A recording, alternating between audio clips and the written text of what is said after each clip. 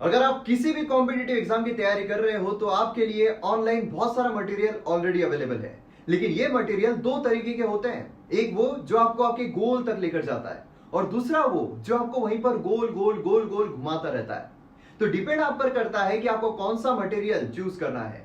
MM academy app ये एक ऐसा प्लेटफॉर्म है जहां पर आपको हाईएस्ट क्वालिटी कंटेंट के जो वीडियोस है वो देखने को मिलेंगे, जहां पर मेरे द्वारा बहुत सारे कोर्सेज आपके लिए लाए जा रहे हैं। जैसे कि मॉडर्न हिस्ट्री का कोर्स ऑलरेडी कंप्लीटली अवेलेबल है, उसी के साथ साथ पॉलिटी का कोर्स चल रहा है, एथिक्स का कोर्स चल रहा है, करंट अफेयर का कोर्स चल रहा है और आने वाले दिनों में और भी सारे कोर्सेज जो है जैसे कि ज्योग्राफी, इकोनॉमी, एनवायरमेंट, बहुत सारे कोर्सेज आपके लिए आने वाले हैं और ये कोर्सेज हाईएस्ट क्वालिटी के रहेंगे जो आपको आपकी प्रिपरेशन में काफी ज्यादा हेल्प करेंगे।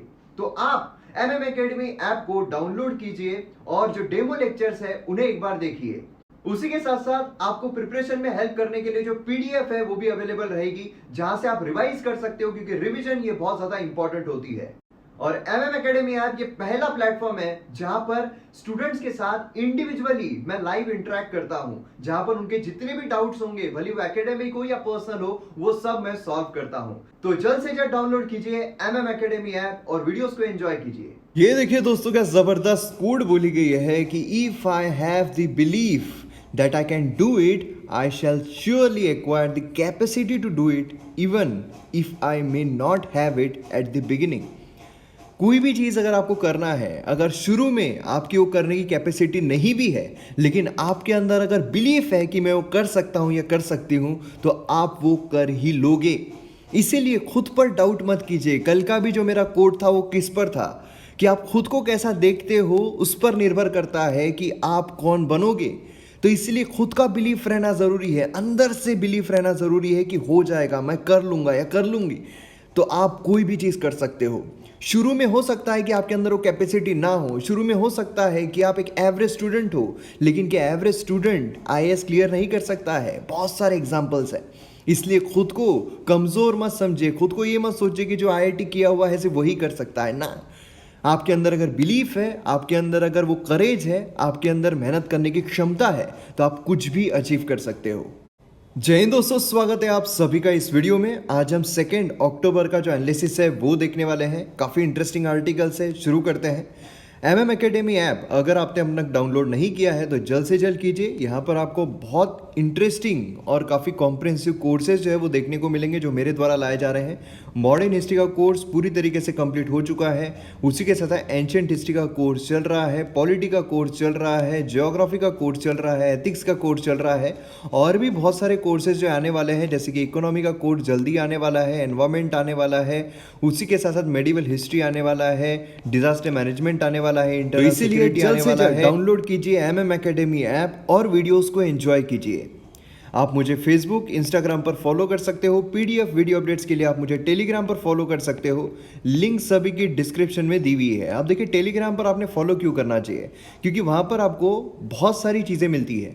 जैसे कि वहाँ पर आपको जो पीडीएफ होती है इसकी, न्यूज़पेपर की, पूरे न्यूज़पेपर की मैं बात कर रहा हूँ, तो न्यूज़पेपर की जो पीडीएफ है वो मिलती है। दूसरा, आपको ये जो पीपीटी होती है इसकी पीडीएफ मिल जाती है। तीसरा, आपको जो कौन बनेगा आईएएस सीरीज़ आता है, क्योंकि मैं हमेशा बोलता हूं कि अगर आपको करंट अफेयर थरोली कंप्लीटली करना है तो ये न्यूज़पेपर एनालिसिस जो हम देखते हैं उसी के साथ कौन बनेगा आईएएस सीरीज़ जो है, ये दोनों मोर देन इनफ है। आपको पूरा होलिस्टिक व्यू जो है वो मिल जाता है। और कौन बनेगा आईएएस सीरीज़ के जो वीडियोज़ है वो एक्सक्लूसिवली एमएम एकेडमी ऐप पर आते हैं। और ये जो है अभी प्रीलिम्स की वजह से रोक के रखा हुआ है। प्रीलिम्स जैसे ही कंप्लीट हो जाएगी वैसे ही फिर से कौन बनेगा आईएएस सीरीज़ जो है वो रिज्यूम हो जाएगी। और कौन बनेगा आईएएस सीरीज़ की जो पीडीएफ है वो आपको टेलीग्राम चैनल पर मिल जाती है। उसी के साथ साथ और भी कुछ करंट अफेयर से रिलेटेड चीज़ें रहती है, वो मैं वहाँ पर शेयर कर देता हूँ। उसी के साथ साथ और एक टेलीग्राम पर चैनल है जिसका नाम है MM academy official, MM academy official. वहाँ पर आपको जो क्विजेस है वो मिल जाते हैं, तो क्विज़ भी आप फॉलो कर सकते हो। बहुत सारे क्विजेस आपको वहाँ पर देखने को मिलेंगे, तो फॉलो वहाँ पर ज़रूर कीजिए। आइए यहाँ पर मैप बेस्ड एक्सरसाइज देखते हैं। तो मैप बेस्ड एक्सरसाइज में आपको ये जो कंट्री है, कंट्री कौन सी है आपको बताना है। यहाँ पर आप देख सकते हो जूम्ड इमेज। तो आपको करना क्या है, वीडियो को पॉज करना है, इसके रिगार्डिंग इन्फॉर्मेशन लिखना है और फिर वीडियो को रिज्यूम करना है। तो आइए यहाँ पर सबसे पहले तो एक्सप्लेन सेक्शन जो है उसे यहाँ पर देख लेते हैं। एक्सप्लेन सेक्शन में कौन कौन सी इंपॉर्टेंट न्यूज़ है। तो यहाँ पर आप देख सकते हो आपने घर अभी परचेस करना चाहिए या नहीं, बाय करना चाहिए या नहीं।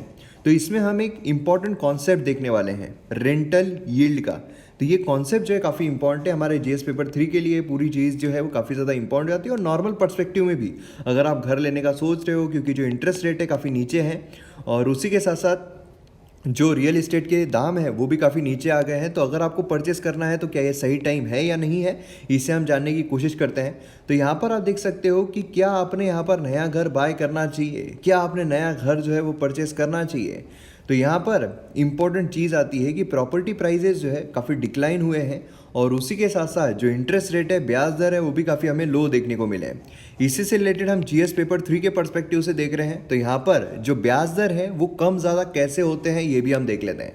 देखिए क्या होता है कि जो मॉनेटरी पॉलिसी कमेटी होती है, monetary policy committee bimonthly monetary policy committee होती है, इसमें हमें 6 मेंबर्स देखने को मिलते हैं। 3 जो है वो होते हैं आरबीआई के मेंबर्स, और 3 जो है वो होते हैं गवर्नमेंट के मेंबर्स, गवर्नमेंट नॉमिनेटेड मेंबर्स होते हैं।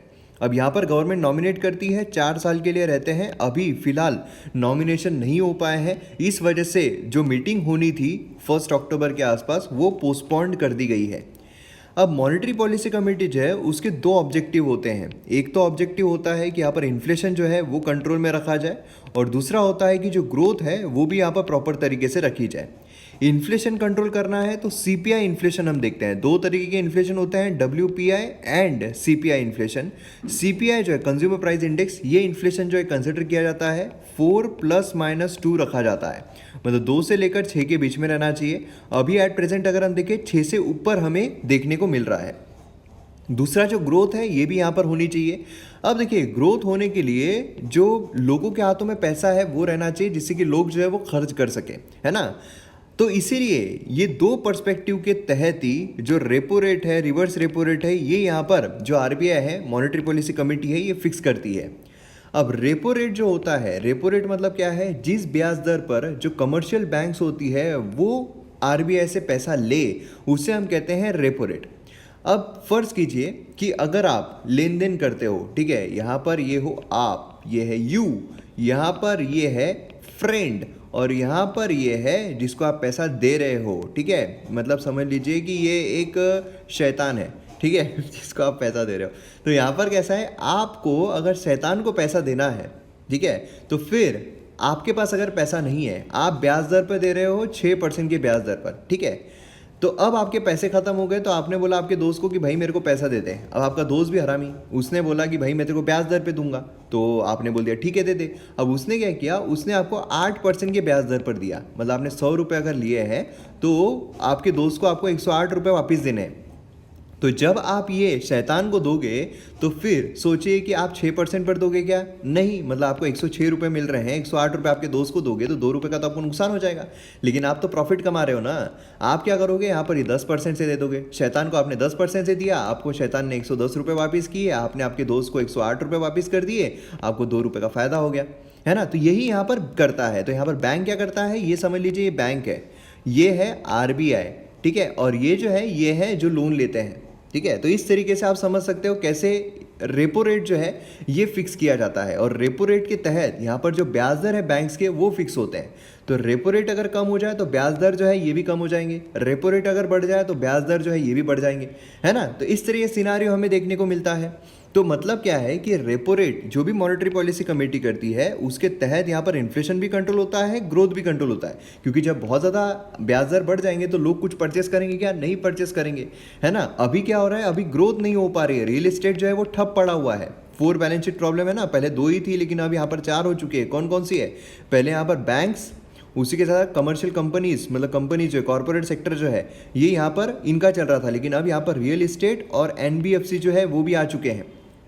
तो इन सब का बैलेंस शीट जो है वो खराब चल रहा है, तो रियल एस्टेट का भी खराब चल रहा है। तो इसको अगर सुधारना है तो ब्याज दर सस्ते करने पड़ेंगे, है ना। तो यहाँ पर अगर रेपो रेट कम कर दिए जाते हैं तो ब्याज दर सस्ते हो जाएंगे। अभी अगर आप देखोगे तो प्रॉपर्टी के प्राइजेस जो है वो भी नीचे जा रहे हैं, क्योंकि लोगों के पास ज़्यादा पैसा नहीं है, क्योंकि यहाँ पर जो पेंडेमिक आया है उसकी वजह से काफ़ी प्रॉब्लम हो गया है। तो इसकी वजह से क्या हो रहा है, जब डिमांड ही नहीं है तो प्राइजेस इंक्रीज होंगे, डिक्रीज होंगे, डिक्रीज हो जाएंगे। तो प्राइजेस यहाँ पर डिक्रीज हो गए हैं, इंटरेस्ट रेट जो है वो भी यहाँ पर कम है। तो यहाँ पर ऐसा बोला जा रहा है कि भैया सही है, चांस है यहाँ पर आपके पास कि आप यहाँ पर, आपको अगर घर खरीदना है तो आप खरीद सकते हो, ठीक है। अब यहाँ पर आप देख सकते हैं एटलीस्ट जिनके पास जॉब है उसी के साथ सैलरी लेवल जो है वो इंटैक्ट है और उसी के साथ साथ वो अभी सिक्योर्ड है, उनकी जो फ्यूचर है वो सिक्योर्ड है, वो यहाँ पर उनके लिए बेटर टाइम है कि वो घर जो है वो बाय कर सकते हैं। ठीक है, अब यहाँ पर अगर आप देखोगे तो काफ़ी इससे डिक्लाइन जो है वो हमें इंटरेस्ट रेट में भी डिक्लाइन देखने को मिला है और प्राइजेस जो उसमें भी डिक्लाइन देखने को मिला है, इसलिए भाई साहब भी बोल रहे हैं कि अपुन का भी घर होगा। ठीक है, अब खरीदना है या रेंट पे रहना है तो उसमें क्या किया जाना चाहिए। देखिए क्या होता है कि जब आप घर परचेस कर रहे हो, ठीक है, या फिर अगर आप रेंट पर रह रहे हो तो आपके लिए फ़ायदेमंद क्या है, इसके लिए रेंटल यील्ड जो है ना ये काफ़ी इंपॉर्टेंट होता है। रेंटल यील्ड यहाँ पर जैसा बोला जा रहा है कि ड्रॉप इन रेंटल यील्ड मतलब है प्रॉपर्टी जो है वो ओवर वैल्यूड है और कैपिटल एप्रिसिएशन जो है फ्यूचर में काफ़ी लिमिटेड है। क्योंकि आप घर परचेस कर रहे हो तो उसका मतलब तो रहना चाहिए ना, घर परचेस कर रहे हो, अगर आप 1 करोड़ का घर परचेस कर रहे हो तो आप चाहोगे कि भैया कुछ साल के बाद इसका जो प्राइस है ये 2 करोड़ हो जाना चाहिए, है ना, तभी घर परचेस में मज़ा है। नहीं तो डेप्रिशिएटिंग अगर एसेट रहे तो मतलब क्या है फिर। तो उसी तरीके से यहाँ पर क्या है, कैपिटल एप्रिसिएशन जो है वो लो रहता है अगर रेंटल यील्ड जो है वो इसका ड्रॉप हो जाए या फिर कम रहे। नॉर्मली रेंटल यील्ड जो है वो 3.5 के ऊपर अगर है तो फिर आपने परचेस कर लेना चाहिए, ऐसा आइडियली बोला जाता है। अब आपके मन में सवाल आ रहा होगा इन भाई साहब के जरिए तरह ही कि रेंटल यील्ड का मतलब क्या होता है। देखिए रेंटल यील्ड का एक सिंपल फार्मूला है, आपको कोई ज़्यादा हम टेक्निकल इसमें नहीं जाएंगे। रेंटल यील्ड का नॉर्मल फार्मूला होता है कि एनुअल रेंट और प्रॉपर्टी का वैल्यू कितना है, अगर इसको हम डिवाइड कर देते हैं तो हमें मिलता है रेंटल यील्ड। ठीक है, एनुअल रेंट क्या होता है, किसी भी लोकेलिटी का, किसी भी सोसाइटी का जो रेंट है वो हमें लगभग पता चल जाता है कि इसका इतना रेंट है, इसका इतना रेंट है। आप कोई भी सोसाइटी में चल जाओ ना, कोई एक सोसाइटी है उसमें जो रेंट है, रेंट पर अगर आप 2 BHK देख रहे हो तो उस पर अगर 20,000 रुपये हैं तो नॉर्मली सभी लोग जो है 20,000 रुपये रखेंगे, है ना। तो जो एनुअल रेंट है वो हमें पता होता है। फॉर से यहाँ पर 30,000 रुपीज़ जो है वो रेंट है महीने का, और अगर उसको हम 12 से मल्टीप्लाई कर देते हैं मतलब एनुअल रेंट हमें मिल जाएगा। डिवाइड हम करते हैं प्रॉपर्टी का वैल्यूएशन से, मतलब प्रॉपर्टी की वैल्यूएशन जो है वो अगर हम निकालते हैं तो वो 1 करोड़ अगर है, ठीक है, उसको मल्टीप्लाइड बाय 100 कर देते हैं मतलब 3.6%। ये क्या हो गया, ये हो गया रेंट यील्ड। ये क्या हो गया, रेंट यील्ड हो गया। अब ये रेंट यील्ड जो है 3.5% के ऊपर है, मतलब ये जो प्रॉपर्टी है एप्रिशिएटिंग प्रॉपर्टी है, मतलब इसका कैपिटल एप्रिसिएशन जो है वो होता रहेगा। ठीक है, अब इसी तरीके से हम रेंटल यील्ड जो है ये निकालते हैं, लेकिन इसी तरीके से आप प्रॉपर्टी का वैल्यूएशन जो है वो भी निकालते हो। नॉर्मली ये क्या के लिए होता है, प्रॉपर्टी के वैल्यूएशन के लिए, क्योंकि रेंटल यील्ड जो है हमें एक सोसाइटी का नॉर्मली पता होता है। तो ये जो रेंटल यील्ड है ये काम आता है जब आपको प्रॉपर्टी का वैल्यूएशन निकालना हो, क्योंकि आपने देखा होगा बैंक्स वगैरह जब आप लोन लेते हो तो वो भी एक वैल्यूएशन जो है वो निकाल लेते हैं, है ना। उसी के साथ साथ जो रेंट कितना रहेगा ये भी निकालने के लिए काम आता है। फॉर से कि अगर जो एक आधी प्रॉपर्टी उसका वैल्यूएशन जो है वो समझ लीजिए 1 करोड़ है, ठीक है, और जो यील्ड है वो 5% हमें देखने को मिलता है, तो फिर सालाना आपका रेंट कितना जाएगा, 5 लाख रुपए जाएगा। लेकिन वही अगर रेंटल यील्ड जो है वो हमें 2.5% देखने को मिलता है तो फिर आपका सालाना रेंट कितना जाएगा, 2.5 लाख रुपए जाएगा, है ना। तो इस तरीके से क्या होता है कि आपका अगर 2.5 लाख रुपए जा रहा है तो आपको यहाँ पर रखने की ज़रूरत नहीं है, आपको यहाँ पर नया घर लेने की ज़रूरत है, आपको रेंट पर ही रहना चाहिए। ठीक है, वो जो प्रॉपर्टी वो परचेज बिल्कुल नहीं करना चाहिए। तो यहाँ पर प्रॉपर्टी कौन सी परचेज करना चाहिए, जिसका यील्ड जो है वो 3.5% या उससे ज़्यादा हो, तो फिर आप वो परचेज कर लीजिए। देखिए कितनी सारी चीज़ें होती हैं यहाँ पर समझने के लिए, कितनी सारी चीज़ें होती हैं यहाँ पर जानने के लिए, है ना। इन्वेस्टमेंट के रूप में अगर आप इन्वेस्ट कर रहे हो, मतलब अगर आपको कोई प्रॉपर्टी बाय करना है और प्रॉपर्टी अगर आप बाय कर रहे हो इन्वेस्टमेंट के रूप से, तो यहाँ पर आपने रिमेंबर करना चाहिए इकोनॉमिक स्ट्रेस जो है उसमें रियल इस्टेट जो होता है वो यहाँ पर सबसे पहले उसका लॉस होता है। ठीक है, अगर आप गोल्ड देखते हो तो गोल्ड आपके पास लिक्विड पड़ा रहता है, लिक्विड मतलब ऑलमोस्ट लिक्विड होता है। लिक्विडिटी कैसे होती है, कैश मोस्ट लिक्विड है ना। और रियल इस्टेट अगर आप देखें तो रिजिड होते जाता है ना, क्योंकि आपको बेचने जाओगे तो काफ़ी मुश्किलात होगी। तो इसीलिए यहाँ पर कैसा है कि जो इकोनॉमिक स्ट्रेस है उसमें जो रियल इस्टेट है वो पहले भपका खा लेता है। अब गोल्ड जो है, गोल्ड अगर आप प्रिजर्व करते हो तो उसकी वैल्यू जो है वो भी प्रिजर्व रहती है, क्योंकि इकोनॉमिक क्राइसिस में वो आप जल्दी बेच कर आपको उसको ये कर सकते हो, लेकिन रियल इस्टेट बेचना काफ़ी मुश्किल हो जाता है। इसलिए रियल इस्टेट का जो है वो अपोजिट होता है। तो इसलिए इन्वेस्टमेंट के रूप में भी अगर आप देख रहे हो तो आपको ध्यान देना है कि आप लोन लेकर रियल इस्टेट में इन्वेस्ट मत कीजिए। ठीक है, क्योंकि क्या होता है उसके एप्रिसिएशन हो जाए डिप्रिसिएशन हो जाए वो बता नहीं सकते, इसलिए अभी आप लोन लेकर मत कीजिए अगर आपको इन्वेस्ट करना है। तो रियल इस्टेट जो है बैड टाइम्स के लिए नहीं होता है कि यार बुरे टाइम के लिए मैं उसको संभाल कर रखूंगा, ऐसा वैसा ये नहीं होता है। ठीक है, इसलिए भाई साहब भी बोल रहे हैं कि इन्वेस्टमेंट बोल के बेवकूफ़ बनाया, द हिंदू न्यूज़पेपर वाला है क्या। चलिए, तो यहाँ पर हम दूसरे इस पर आते हैं। दूसरा यहाँ पर केस जो है वो है SNC लवलिन केस जो है, ये बेसिकली कौन सा है, क्या है ये केस, के बारे में हम यहाँ पर जान लेते हैं। देखिए शॉर्ट में जानेंगे क्योंकि केस जो है इतना एग्जाम पर्सपेक्टिव से इंपॉर्टेंट नहीं है। कुछ जो एग्जाम पर्सपेक्टिव से चीज़ें होती है वो यहाँ पर हम जानेंगे, कुछ सेक्शंस होते हैं, है ना, और उसी के साथ कुछ एक्ट्स होते हैं जो हमें यहाँ पर पता रहने चाहिए। अब केस अगर हम देखें, ओवरऑल केस क्या है, इंसिडेंट यहाँ पर क्या हुआ है कि 1996-97 में यहाँ पर जो विजयन है इलेक्ट्रिसिटी मिनिस्टर थे, और उसी के साथ साथ यहाँ पर LDF गवर्नमेंट केरला में थी उस टाइम पर, और फिर वहाँ पर अग्रीमेंट होता है केरला स्टेट इलेक्ट्रिसिटी बोर्ड का और कैनेडियन फर्म जो है SNC लवलिन के साथ, ठीक है, जिससे कि हाइडल पावर प्रोजेक्ट जो है केरला में उसको रिनोवेट जो है वो किया जा सके। अब यहाँ पर MOU जो है वो हमें देखने को मिलता है फॉर द कंसल्टेंसी, साइन किया गया दो एंटिटीज़ के बीच में, और फिर उसके बाद क्या होता है यहाँ पर जो 1997 है उसमें MOU जो है वो कन्वर्ट कर दिया जाता है into the fix price deal. मतलब यहाँ पर क्या होगा, फिक्स प्राइस डील जो है वो रखी जाएगी, ठीक है। अब यहाँ पर ऐसा नहीं होगा, क्या करना है, फिक्स प्राइस यहाँ पर दी जाने वाली है, और यहाँ पर जो प्रोजेक्ट का कॉस्ट है वो कितना कर दिया गया, 239.81 करोड़। अब देखिए जो रिनोवेशन है ऑफ हाइडल स्टेशंस, ये यहाँ पर कंप्लीट हो जाने चाहिए थे 2001 तक, लेकिन क्या हुआ, ये हुआ नहीं। इन फरवरी 2003 यहाँ पर और जो पैसा है वो बढ़ा गया, है ना, और बढ़ गया यहाँ पर पैसा। और फिर क्या होता है, जब पैसा बढ़ जाता है तो भैया यहाँ पर लायबिलिटी और ज़्यादा बढ़ जाती है, ये हमें देखने को मिला। उसी के साथ साथ यहाँ पर टेक्नोलॉजी ट्रांसफ़र जो है वो भी नहीं की गई। देखिए हमने देखा हुआ है ना, टेक्नोलॉजी ट्रांसफ़र मतलब क्या होता है कि जो टेक्नोलॉजी आप इस्तेमाल कर रहे हो उस टेक्नोलॉजी को आप हमारे पास ट्रांसफ़र कर दो, जिससे कि हम भी यहाँ पर ऊपर जा सकते हैं। तो टेक्नोलॉजी ट्रांसफर जो है वो भी यहाँ पर नहीं देखने को मिला। उसी के साथ साथ जो इक्विपमेंट यहाँ पर सप्लाई किए गए थे लवलिन के द्वारा वो भी यहाँ पर डिफेक्टिव निकले और कुछ अनयूजेबल भी निकले। तो यहाँ पर केस जो है वो तो बनना ही है कि इतना इतना आप करोड़ों रुपए खर्च कर रहे हो और यहाँ पर नहीं हो पा रहा है। अब लवलिन जो उसने अग्री किया था कि यहाँ पर फंड को मोबिलाइज करेगा हॉस्पिटल कंस्ट्रक्ट करने के लिए Malabar cancer centre MCC north Kerala में, ठीक है। मतलब इसी ने बोला कि ठीक है हम यहाँ पर फंड जो है मोबिलाइज कर लेंगे, जिससे कि यहाँ पर हम हॉस्पिटल जो है क्रिएट कर लेंगे।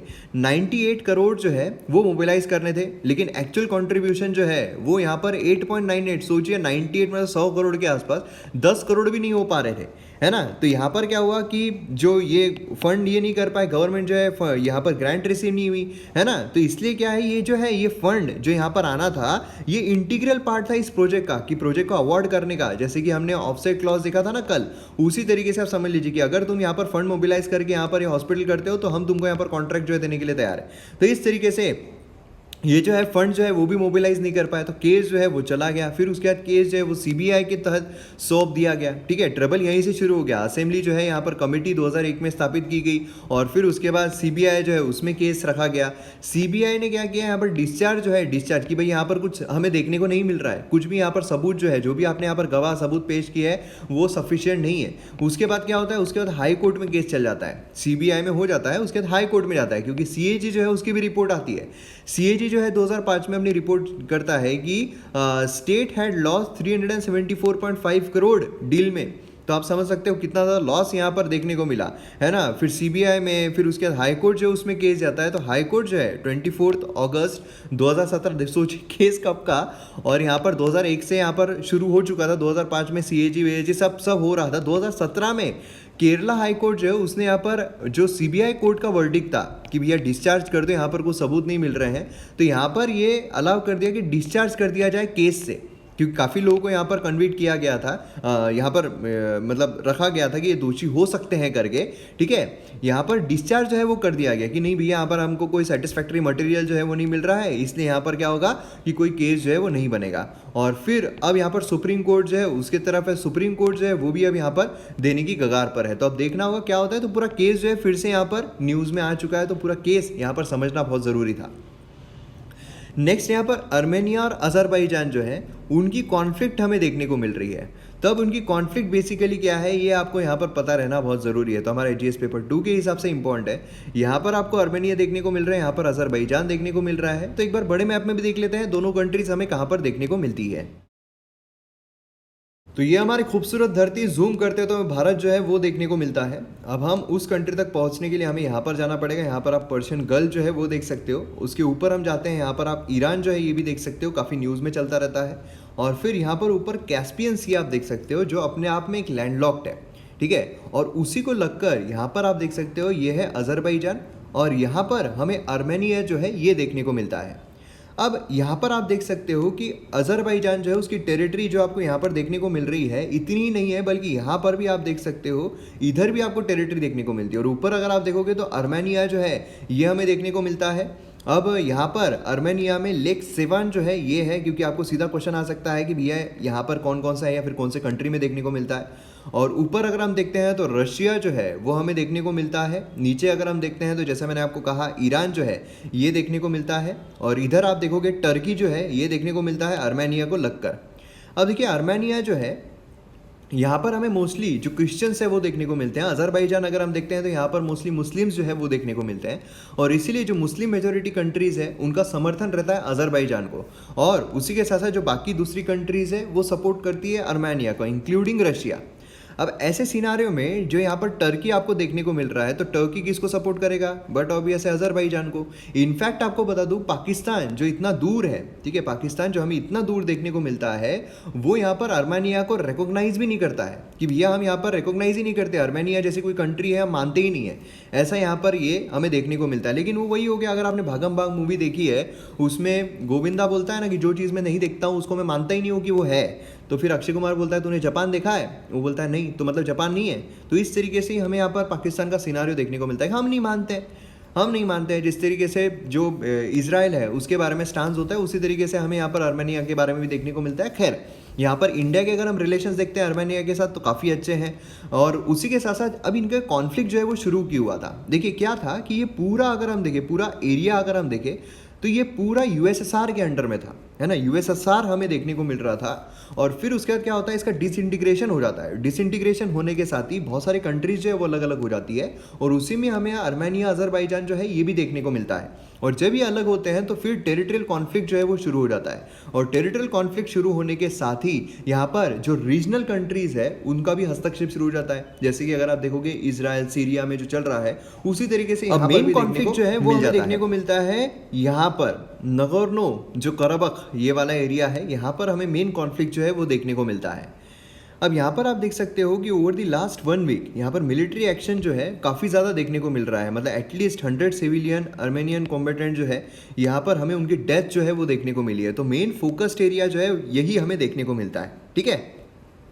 अब जो नगोर्नो करबख ये इंटरनेशनली रिकॉग्नाइज्ड है as a part of Azerbaijan, लेकिन मोस्ट ऑफ द रीजन जो है ये कंट्रोल किया जाता है आर्मेनियन सेपरेटिस्ट के द्वारा, ठीक है। जो आर्मेनियन सेपरेटिस्ट है उनके द्वारा ये मोस्ट ऑफ द रीजन जो है ये यहाँ पर कंट्रोल किया जाता है। ये पार्ट था of Azerbaijan territory since Soviet era. लेकिन फिर यहाँ पर क्या हुआ, जब कोलैप्स होना शुरू हो गया यूएसएसआर, जो मैंने आपको कहा था यूएसएसआर जब कोलैप्स होना शुरू हो गया था उसके बाद से क्या हुआ कि यहाँ पर जो आर्मेनिया रीजनल पार्लियामेंट है उसने वोट किया था कि आर्मेनिया जो उसको एक रीजन ट्रांसफ़र कर देना चाहिए। लेकिन सोवियत अथॉरिटीज़ जो उसने इसको टर्न डाउन कर दिया था, और उसी के बाद से यहाँ पर कॉन्फ्लिक्ट जो है वो शुरू हो गया। काफ़ी कंट्रीज़ ने यहाँ पर डायरेक्ट सपोर्ट जो है वो अज़रबैजान को दिया है कि भैया हम यहाँ पर अज़रबैजान को डायरेक्टली सपोर्ट करते हैं। इवन आफ्टर 1994 पीस डील, क्योंकि यहाँ पर क्या हुआ, रशिया जो है वो पीस डील के लिए हमेशा यहाँ पर तत्पर रहा है। लेकिन पीस डील जैसी होती है उसके बाद भी हमें यहाँ पर जो एक्सचेंज ऑफ फायर से ये देखने को मिले हैं। 2016 में भी 4 डे वॉर जो है वो देखने को मिला था। उसके बाद रशिया जो है उसने यहाँ पर पीस जो है वो मीडिएट किया था। Organisation for security and cooperation in Europe group जो है क्रिएट किया गया फ्रांस के द्वारा, रशिया के द्वारा और यूएसए के द्वारा। उन्होंने यहाँ पर 2 कंट्रीज जो है उनको पीस अग्रीमेंट के तहत रीच करने को कहा फॉर सेवरल ईयर्स, लेकिन ये हो ना सका। प्रेजेंट कॉन्फ्लिक्ट अगर हम देखते हैं तो वर्सो बेस्ड सेंटर जो है फॉर ईस्टर्न स्टडीज़ उसने यहाँ पर बोला है कि मोस्ट लाइकली यहाँ पर अज़रबैजान जो है उसके द्वारा इनिशिएट किया गया है, इसके द्वारा यहाँ पर इनिशिएट किया गया है जो भी कॉन्फ्लिक्ट हमें यहाँ पर देखने को मिल रहा है। और उसी के साथ मीडिया रिपोर्ट जो उन्होंने कहा है कि possibly fall out of Azerbaijan bid to claim some territories occupied by separatist Armenians. यहाँ पर जो टेरिटरीज सेपरेटिस्ट आर्मेनियन के द्वारा की जा रही है, यहाँ पर रेगुलेट की जा रही है, तो उस पर अपना रिक्लेम जो है वो करने की कोशिश अज़रबैजान कर रहा है। तो इसीलिए यहाँ पर कॉन्फ्लिक्ट जो है काफ़ी वर्ल्ड वाइड इसको अटेंशन मिला है, क्योंकि यहाँ पर रीजनल राइवलरीज जो है टर्की बोलिए, रशिया बोलिए, ये भी इसमें इंक्लूड हो गए हैं। मुस्लिम मेजोरिटी टर्की अगर हम देखते हैं अज़रबैजान को बैक कर रहे हैं। यहाँ पर रिसेंटली कंडेम किया है Christian majority Armenia for not resolving issue peace negotiations के थ्रू। और रशिया जो है वो तो यहाँ पर कूद ही रहा है ना, वो सीरिया में भी हमें देखने को मिलता है। यूएसए की अगर हम बात करें तो यूएसए जो है इसमें इतना बोल नहीं रहा है, क्योंकि ये चल रहे हैं भैया, इलेक्शन चल रहे हैं। इंडिया की अगर हम बात करें तो ऑफिशियल तरीके से नहीं, लेकिन बाकी बहुत सारी कंट्रीज जो है, इवन यहाँ पर हम देखते हैं तो जो पाकिस्तान है, पाकिस्तान सोल्जर जो है वो यहाँ पर अलॉन्ग साइड अजरबैजान ट्रूप जो है वो फाइट करते हुए देखने को मिल रहा है। तो ये भी चीज़ हमें यहाँ पर देखने को मिल रही है। तो काफ़ी क्रिटिकल सिनारियो यहाँ पर हो गया है। अगर आप देखोगे तो एकदम ही सिंपल सी चीज़ है, टेरिटरियल, मतलब आप देखिए मोस्ट ऑफ दी, अगर हम देखें जो कंट्री में जो पीस नहीं है तो उसके पीछे का कारण जो है वो टेरिटरियली डिस्प्यूट्स है ना। टेरिटरियल डिस्प्यूट जो है वही हमें देखने को मिल रहे हैं, कंटिन्यूसली टेरिटरियल डिस्प्यूट्स हो रहे हैं। इससे अच्छा तो पहले राजा लोगों का ये था कि भैया यहाँ पर कोई क्लेम वेम नहीं, सीधा ले लो हड़प लो, है ना, इस तरीके का था। तो अभी इस तरीके सिनारियो हमें देखने को मिल रहा है कि भाई टेरिटरियल क्लेम है, हम लड़ते रहेंगे और साला पेपर वर्क की वजह से खत्म भी नहीं होता है, चलते रहता है। तो ये पूरा सिनारियो जो है हमें देखने को मिलता है। ठीक है, क्लियर हो गया आपका। अब यहाँ पर आते हैं हम एडिटोरियल पेज पर और आइडियाज़ पेज पर। एडिटोरियल पेज, आइडियाज़ पेज अगर हम देखें तो जो शर्मनाक और दर्दनाक हादसा हुआ है उसके बारे में ये आर्टिकल में बात की जा रही है। तो इस आर्टिकल में हम देखेंगे किस लेवल पर यहाँ पर जो एडमिनिस्ट्रेशन है वो चला गया है ना, एडमिनिस्ट्रेशन किस लेवल पर चला गया है। और उसी के साथ साथ यहाँ पर हम देखते हैं तो गांधी जी के बारे में बात की जा रही है, यहाँ पर अमेरिका जो उसके बारे में बात की जा रही है। ये दो आर्टिकल जो है ये भी काफ़ी इंपॉर्टेंट है, क्योंकि इसमें हम देखने वाले हैं 5 ऐसी चीज़ें जिससे हम यहाँ पर जो हमारी फाइनेंशियल कंडीशन है उसको हम यहाँ पर ये कर सकते हैं। ठीक है, तो ये भी काफ़ी इंपॉर्टेंट है, हमारे एग्जाम पर्सपेक्टिव से इंपॉर्टेंट नहीं है। तो इस तरीके से हम आर्टिकल्स को देख लेते हैं। तो आइए यहाँ पर पहले मिरर ऑफ जो हथरास है उसके बारे में देख लेते हैं। यूपी, यहाँ पर गैंग रेप जो है वो हमें देखने को मिला और बहुत ही बुरी तरीके का देखने को मिला है। मतलब इतना शर्मनाक हादसा हुआ है सुबह 2:30 बजे। ये तो ठीक है, ये हादसा तो हुआ है, लेकिन जो एडमिनिस्ट्रेशन है उसकी भी इतनी शर्मनाक हरकतें हमें देखने को मिली है। सुबह 2:30 बजे क्रिमेशन जो है वो कर दिया गया कॉप्स के द्वारा, और जो फैमिली मेम्बर्स हैं उनको भी नहीं बुलाया गया, उनको भी यहाँ पर दूर रखा गया। अब यहाँ पर देखिए, जो प्लेग से लोग मरते हैं वो कॉन्टेजियस डिसीज़ है। तो अगर उनको यहाँ पर प्लेग से मरने के बाद, या फिर अगर हम कोरोना देखते हैं उससे मरने के बाद अगर लोगों को जला दिया जाता है, उनके फैमिली मेम्बर्स को नहीं मिलने दिया जाता है, तो वो हम समझ सकते हैं कि ठीक है यहाँ पर जो मतलब वो करना चाहिए उस तरीके का। लेकिन अगर वैसा नहीं होता है, अगर पब्लिक हेल्थ नेसेसिटी नहीं है, फिर भी अगर आप इस तरीके की हरकत करते हो कि फैमिली मेम्बर्स को दूर रखो, तो ये कहाँ का न्याय है फिर, है ना। यही चीज़ हमें यहाँ पर देखने को मिली है। Young women only 19 years old, यहाँ पर वो वाल्मीकि कम्युनिटी जो उससे बिलोंग करती है, और यहाँ पर जो प्रॉमिस हमारा संविधान करता है equality before law, equal protection of law का, वो उसे डिनाई कर दिया गया। आयरनिकली यहाँ पर जो ऑथर यहाँ पर लिख रही है, उनके द्वारा बोला गया है कि उसको बेटर चांस होता था, बेटर जस्टिस मिलता था अगर ये ब्रिटिश इंडिया होता, क्योंकि सभी इंडियंस जो है वो अनइक्वल थे। आज अगर हम देखें तो आज ये सेक्शन इक्वल है, ये सेक्शन अनइक्वल है। हम इक्वलिटी बिफोर लॉ की बात करते हैं, उसमें भी लेकिन सेक्शंस देखने को मिलते हैं। लेकिन जो ब्रिटिश इंडिया है उसमें ब्रिटिशर्स जो है वो सुपेरियर थे, बाकी जितने भी इंडियंस हैं वो सब वहाँ पर इक्वल थे। अगर इंडियंस की बात करें तो सभी इंडियंस ब्रिटिशर्स के नज़रों में अनइक्वल थे। तो वहाँ पर उन काल में शायद यहाँ हो सकता है ज़्यादा न्याय मिल पाता था। एज़ पर मीडिया रिपोर्ट्स अगर हम देखें तो मदर जो है विक्टिम की, उन्होंने डिस्क्राइब किया है कि किस तरीके से उनको बॉडी जो है वो देखने को मिली उनके बच्ची की। मतलब जो डॉटर है वो नेकेड लाई कर रही थी, उसकी जो टंग है वो काट दी गई थी, उसी के साथ साथ जो आंखें हैं वहाँ पर भी जो पूरी बाहर निकली हुई थी, जो माउथ है उससे वो ब्लीड कर रही थी, जो नेक है वहाँ पर खून दिख रहा था, और उसी के साथ साथ जो आंखें हैं वहाँ पर भी ब्लड देखने को मिल रहा था, जो वजाइना है वहाँ पर भी ब्लड जो है वो देखने को मिल रहा था। और फिर उसके बाद उन्होंने वहाँ पर स्क्रीम करना शुरू कर दिया, उन्होंने उसको कवर अप कर दिया, और फिर वो पुलिस स्टेशन जाते हैं, वहाँ पर पुलिस जो है वहाँ पर उनको बोलते हैं, ठीक है, मोटरसाइकिल पे उनको पुलिस स्टेशन में जो है वो ले जाया जाता है, और फिर उसके बाद पुलिस बोलते हैं कि जल्द से जल्द उनको यहाँ पर ले जाओ हॉस्पिटल। ये सब रिपोर्ट जो है वो सब कोई सही तरीके से होती नहीं है। फैमिली जो है वो फिर एम्बुलेंस में हॉस्पिटल में लेकर जाती है, और फिर उसके बाद क्या होता है, यहाँ पर जो शाहिद सिद्दीकी डॉक्टर है उनका यहाँ पर स्टेटमेंट आता है मीडिया रिपोर्ट्स के तहत कि due to spinal cord damage victim जो है वो यहाँ पर सफ़र कर रही है काफ़ी बुरी तरीके से, मतलब एक पैरालिसिस जो है वो हम बोल सकते हैं उससे यहाँ पर सफ़र कर रही है। जो नेक है वहाँ पर इंजुरी यहाँ पर आ गई है, ब्रीदिंग प्रॉब्लम्स जो है वो वहाँ पर हो रहे हैं, और 13 डेज बीत जाते हैं, 13 दिन बीत जाते हैं, विक्टिम जो है हॉस्पिटल में एडमिट है, और फिर 13 दिन के बाद तक यहाँ पर डॉक्टर जो है वो कंफर्म नहीं बोल सकते हैं कि यहाँ पर सेक्सुअल असॉल्ट हुआ है या नहीं। गर्ल जो है वो सीरियस हो जाती है, और फिर यहाँ पर जो सेक्सुअल असॉल्ट हुआ है या नहीं वो भी अब तक नहीं हो पाता है। और फाइनली अगर आप देखोगे आज की न्यूज़पेपर का जो फ्रंट पेज है उसमें देखने को मिला है कि पुलिस के द्वारा बोला जा रहा है कि कोई भी यहाँ पर रेप जो है वो नहीं हुआ है, ऐसा हमें फॉरेंसिक रिपोर्ट में देखने को मिल रहा है। तो इस तरीके का केस यहाँ पर देखने को मिल रहा है। अकॉर्डिंग टू आर्टिकल यहाँ पर इंडियन एक्सप्रेस में जो पब्लिश किया गया था, 4 अपर कास्ट मैन जो है उनको यहाँ पर गैंग रेप के लिए चार्ज कर दिया गया, अटेम्प्ट टू मर्डर के लिए चार्ज किया गया।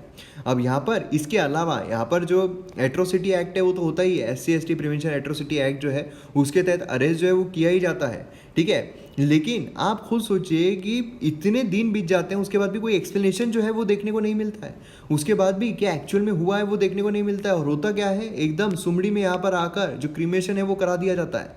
तो ये क्या है, मतलब क्वेश्चन जो है ये आता है कि पुलिस ने यहाँ पर FIR रजिस्टर करना चाहिए या नहीं करना चाहिए। जो भी इन्फॉर्मेशन यहाँ पर इन्फॉर्मेंट के द्वारा दी गई है कि वहाँ पर पहले उन्होंने तहकीकात करना चाहिए, पहले इन्वेस्टिगेशन करना चाहिए, उसके बाद यहाँ पर FIR दाखिल होती है। यहाँ पर आंसर क्या दिया जा रहा है कि सेक्शन 154(1) CRPC के तहत ये मैंडेटरी होता है। ऑफिसर जो है वो ड्यूटी बाउंड होता है कि उसने केस जो है वो रजिस्टर करना चाहिए। सेक्शन कौन सा है, 154(1) ऑफ CRPC यहाँ पर होना चाहिए। यहाँ पर जो इन्फॉर्मेशन दी जा रही है कॉग्निजेबल ऑफेंस के लिए, जो सीरियस ऑफेंस होते हैं उसके लिए यहाँ पर FIR दाखिल करनी चाहिए। क्रिमिनल लॉ अमेंडमेंट एक्ट जो है 2013 का, वो एम्फेसिस करता है कि एग्जामिनेशन जो है, ट्रीटमेंट जो है विक्टिम का, वो होना चाहिए बहुत फिजिकल और साइकोलॉजिकल दोनों ही लेवल पर, ठीक है। उसी के साथ साथ यहाँ पर गाइडलाइन जो है वो भी प्रोवाइड किए गए हैं कि मैंडेटरी है डॉक्टर के लिए कि वो यहाँ पर जो ज्यूरिडिक्शनल पुलिस है उसको यहाँ पर इन्फॉर्म करे regarding the case sexual violence के बारे में, ठीक है। और यहाँ पर जो विक्टिम है उसको मेडिकल एग्जामिनेशन जो है इमीडिएटली ले जाना चाहिए। तो ये सारे कानून हमारे यहाँ पर देखने को मिलते हैं, लेकिन कितने कानून का यहाँ पर पालन जो है वो किया गया। और उसी के साथ साथ यहाँ पर जो क्रीमेशन किया गया बिना फैमिली को इन्वॉल्व किए हुए, उसके बाद भी हमें कई सारे ऐसे वीडियोस देखने को मिले हैं जहाँ पर DM डिस्ट्रिक्ट मजिस्ट्रेट IAS वो जा रहा है और वो उसकी लैंग्वेज इस तरीके की धमकाने की कोशिश कर रहा है फैमिली वालों को। तो इस तरीके की चीज़ें हमें यहाँ पर देखने को मिल रही है। तो किस राह पर जा रहे हैं, अगर इतने गट्स नहीं है, अगर इतनी चूल नहीं है ना ये सब लड़ने की, जो सिस्टम में बुरा हो रहा है उससे लड़ने की, तो फिर DM जो है बनना भी नहीं चाहिए, ठीक है। तो यहाँ पर दूसरा हमें देखने को मिलता है borrow to spend. On Wednesday controller and accounts जो है उन्होंने रिलीज़ किया है data on the central government finance for first 5 months. तो उससे हम 5 ब्रॉड ट्रेंड जो है वो यहाँ पर इमर्ज होते हुए देखने को मिलते हैं। पहला क्या है कि यहाँ पर जो 4 कंसेक्यूटिव मंथ्स है उसमें कॉन्ट्रैक्शन हमें देखने को मिला। उसके बाद सेंटर जो है उसका ग्रॉस टैक्स रेवेन्यू यहाँ पर मार्जिनली ग्रो हुआ है। सेकेंड हमें देखने को मिल रहा है कि यहाँ पर टैक्स रेवेन्यू जो है वो ड्रिवन है इनडायरेक्ट टैक्स कलेक्शन से। डायरेक्ट टैक्स अगर हम देखते हैं तो अभी भी कॉन्ट्रैक्शन पर है। इनडायरेक्ट टैक्स और डायरेक्ट टैक्स में डिफरेंस क्या है, डायरेक्ट टैक्स मतलब जो हम इनकम टैक्स पे करते हैं, कॉर्पोरेट टैक्स पे करते हैं, डायरेक्टली हम जो गवर्नमेंट को पे करते हैं। इनडायरेक्ट टैक्स मतलब क्या होता है, जो GST हो गया, मतलब हम डायरेक्टली गवर्नमेंट को पे नहीं करते हैं। तो ये जो GST है इसमें यहाँ पर इंक्रीज हुआ है, लेकिन अगर हम डायरेक्ट टैक्स की बात करते हैं तो वो अभी भी कॉन्ट्रैक्शन पे चल रहा है। थर्ड अगर हम देखते हैं तो यहाँ पर कलेक्शन जो है डिसइन्वेस्टमेंट से, नॉन टैक्स सोर्सेज से, वो अभी भी डिप्रेस्ड ही चल रहे हैं, अभी भी कोई चीज़ें जो है सरकार की बेची नहीं जा रही है। फोर्थ अगर हम देखें तो यहाँ पर गवर्नमेंट सपोर्ट, गवर्नमेंट स्पेंडिंग जो है ड्यूरिंग द पीरियड काफ़ी स्लो हमें देखने को मिली है। जितना सोचा गया था उससे काफ़ी स्लो स्पेंडिंग जो है वो देखने को मिली है। इवन पेंडेमिक हमें देखने को मिल रहा है। फिफ्थ अगर हम देखते हैं, even though government revenues, tax, non tax जो है वो यहाँ पर pickup, likely to pickup, economic activities जो है ट्रैक्शन यहाँ पर गेन कर रही है। सेंटर जो है उसको यहाँ पर बोरो ज़्यादा करना पड़ेगा जितना सोचा गया था। देखिए पहले 103%, फिर उसके बाद 109%। तो यहाँ पर फिस्कल डेफिसिट जो है वो ग्रो होता हुआ ही हमें देखने को मिल रहा है।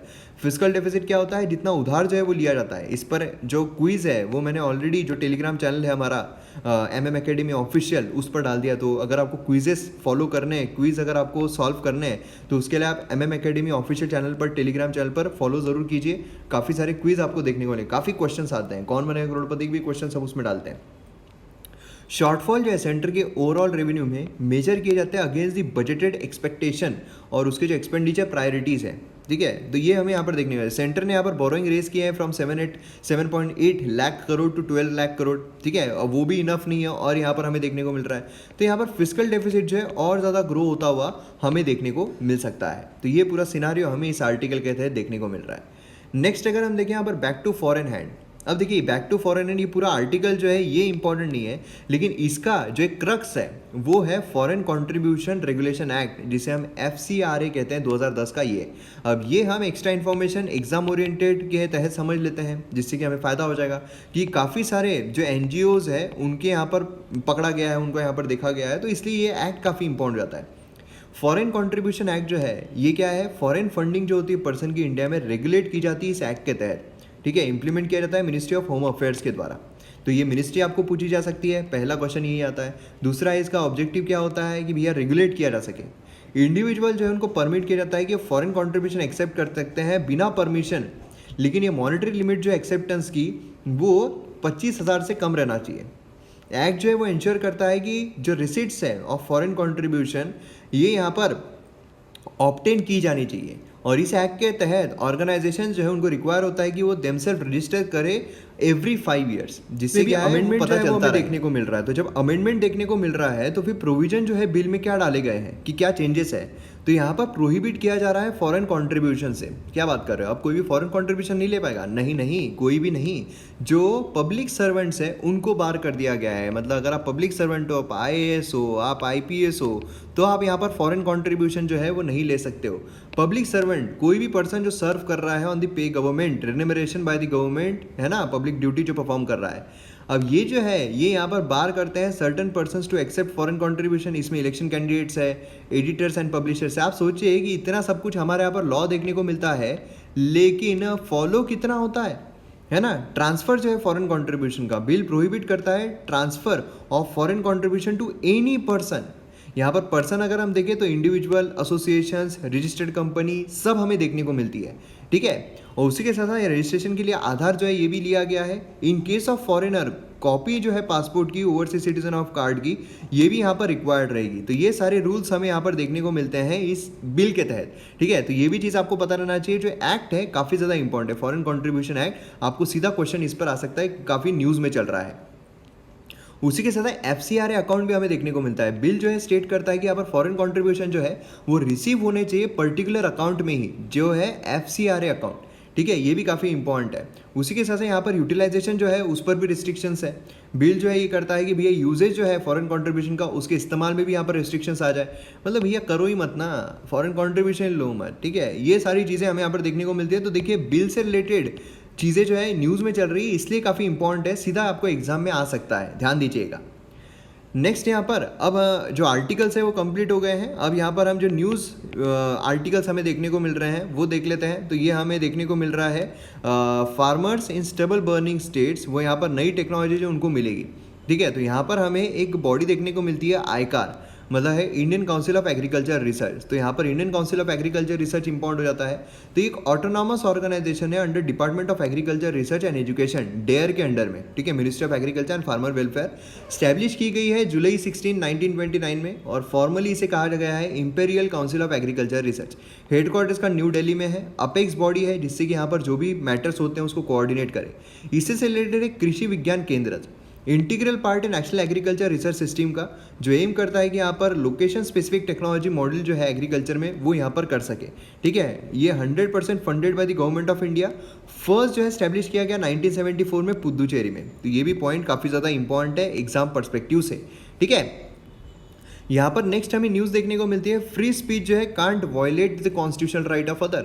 मतलब यहाँ पर देखिए आपकी भी कुछ कॉन्स्टिट्यूशनल राइट है, सामने वाले की भी कोई कॉन्स्टिट्यूशनल राइट है। अब इसको भी फ्रीडम ऑफ स्पीच है, इसको भी फ्रीडम ऑफ स्पीच है, लेकिन जो ये फ्रीडम ऑफ स्पीच अपना रहा है, ये इसका कॉन्स्टिट्यूशनल राइट जो है उसको हनन नहीं करना चाहिए।